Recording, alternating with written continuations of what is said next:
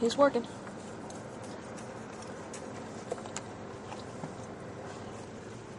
There's your log cabin, honey. Mm-hmm. What do you think about that? That was built and then added on to. Was it? Mm-hmm. It was, wasn't it?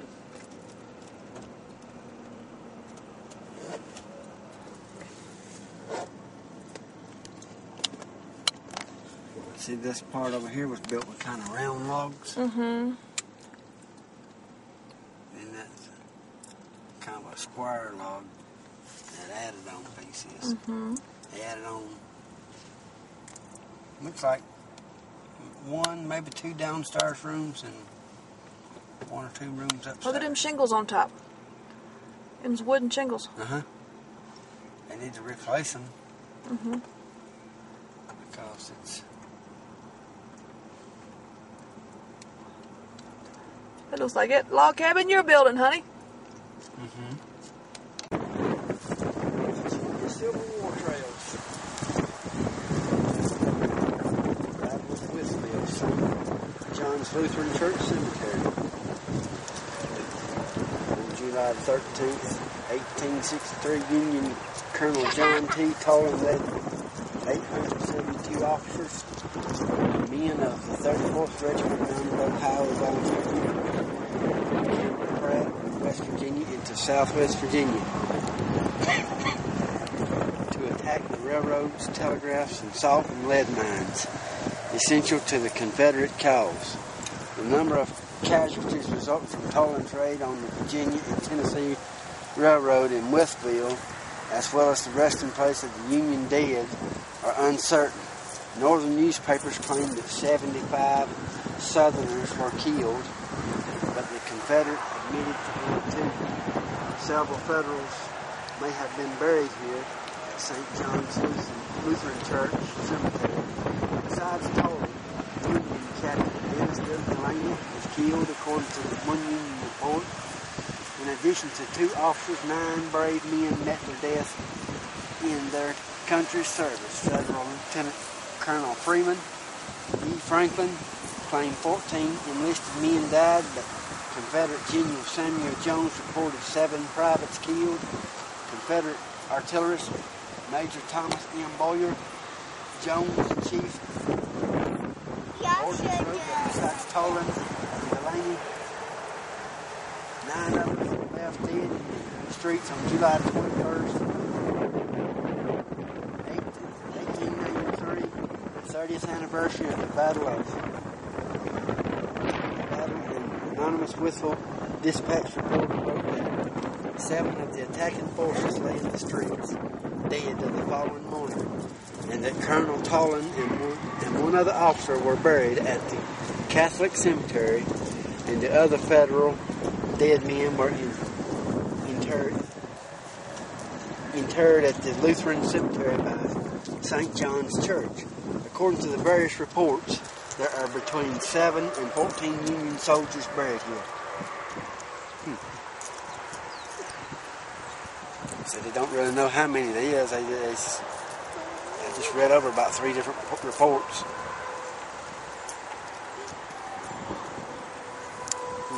So they had some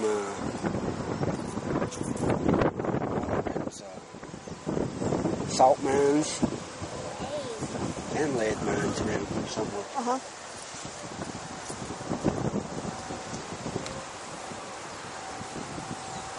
Like your cabin. See, salt used to be one of those, what's called saltpeter, that was used in making gunpowder. Uh-huh.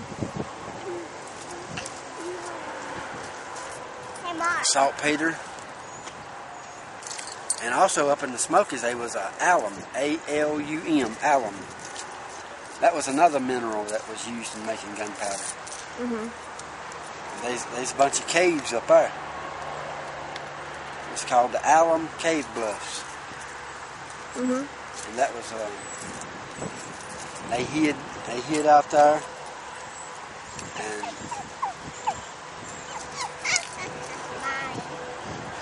they hid out there, and they took and made gunpowder and everything, you know.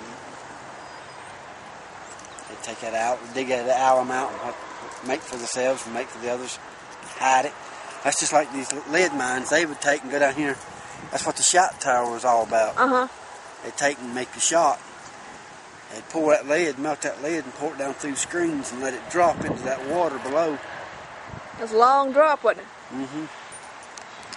And then the soldiers, there was a pot down there with that ammunition, with the lead balls in it that they was making. And they would just crawl, there was a tunnel that you went in on the riverbank and crawled up that tunnel in there and got that ammunition and crawled back out. Imagine that. That's what that shot tower was all about. Oh, Lord. And they can make different size shot for different caliber guns. And the way they done that, they used different size screens. You know, if they wanted, like, they had screens to make, and when they poured stuff through there, it would drip through like rain dropping down. As it fell that long distance, traveling through the air, the wind is what shaped it. And then as soon as it hit that water, that cooled it so it would keep it shaped. Can we go look at this guns pretty neat. now? Okay, let's go. See, now I don't know about for guns, but you can still buy what they call chilled shot for shotguns. You can buy it in 25-pound bags. That's what that is. They make that shot and they let it drop into cold water. See, they would take and go up that tunnel, and them soldiers would, and there was a big old pot, and they kept that pot full of water. Maybe as they crawled up in there to get, they'd make sure that thing was full of water, and then on the way back out, they'd get them some shots. See, as they was making shot, you know, the more shots you put in that, the more water it would displace. So every so often they had to put more water in there, so them boys, as they'd crawl up in there, they'd get their shot out and add some water back and crawl back out. They did that mostly at night. Why at night? So the enemy wouldn't figure out. Oh, okay. So the enemy wouldn't find the tunnel that goes up in there. So see, the enemy can go up in there, steal their ammunition or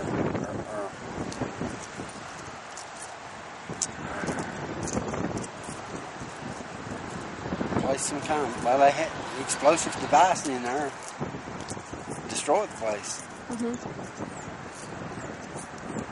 That tunnel going up and under that thing, if you place some explosive device in there just right, the whole thing can come down.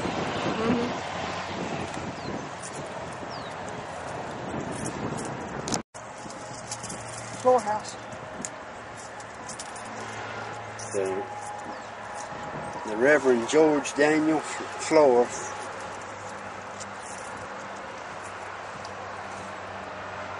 founding father of St. John Lutheran Church, served as its pastor from 1799 to 1826. This house, erected on property purchased by Father Clark in 1807, was located about 1 mile west of the church. 1884, Father structure was dismantled and reassembled in this present site.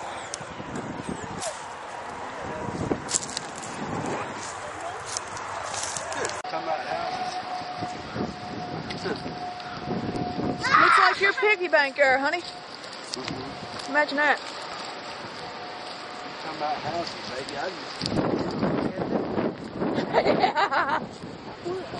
I would too. Captain J.F. Fisher. Yeah, that's one of them, ain't it? He was mentioned over there, wasn't he? Sure enough. 1924. And his wife, Ellen B. Fisher. 1919 when she died. Joseph Fisher. That's just family, isn't it?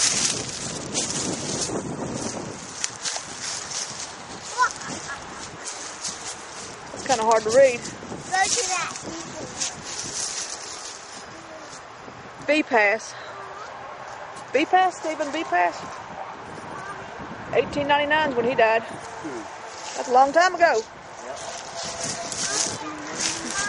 Joseph Glenn Fisher, 1923.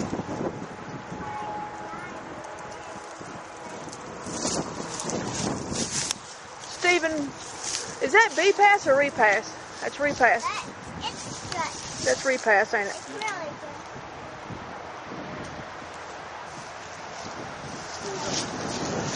What's that? Them flat ones are sometimes military. Here's military right here.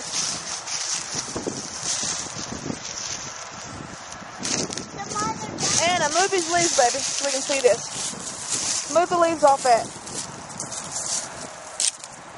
Looks like Charles T. U.S. Army, World War II. November 26, 1921 to November 27, 1980.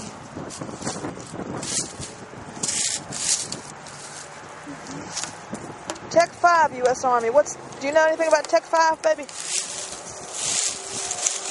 It starts with an A. It's a label to something. You got my map? Some sort of a technician, 5th Division, I think. I got the pen.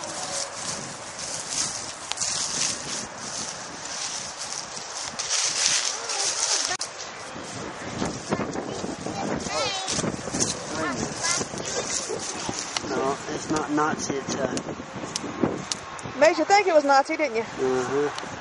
I was wondering why in the world would that be buried here. It's got a rebel flag on it, honey. Look at the front of it. Is that what that is? I think it's Am I looking at that wrong? I think that's the fire department's insignia. Is it? I think so. And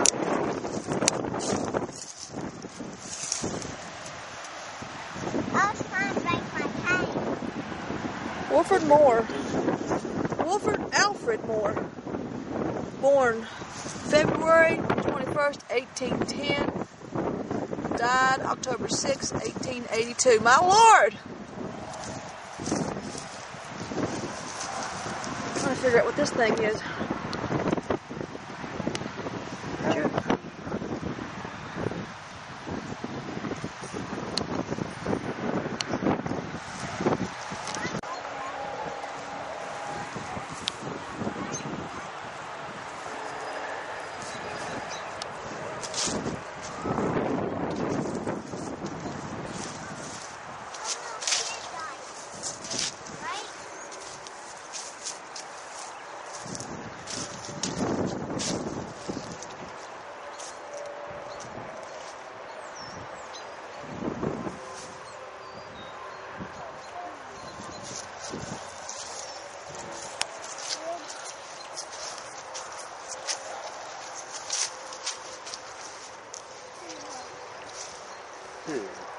Williams, 1936. Of course, he died in 1954.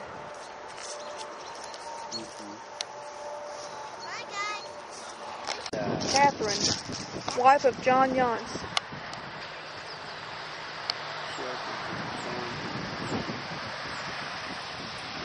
Well, they protected hers real good, didn't they?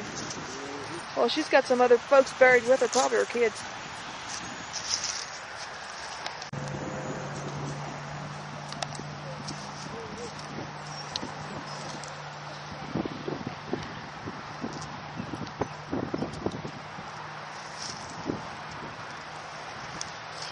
Jacob Davis. I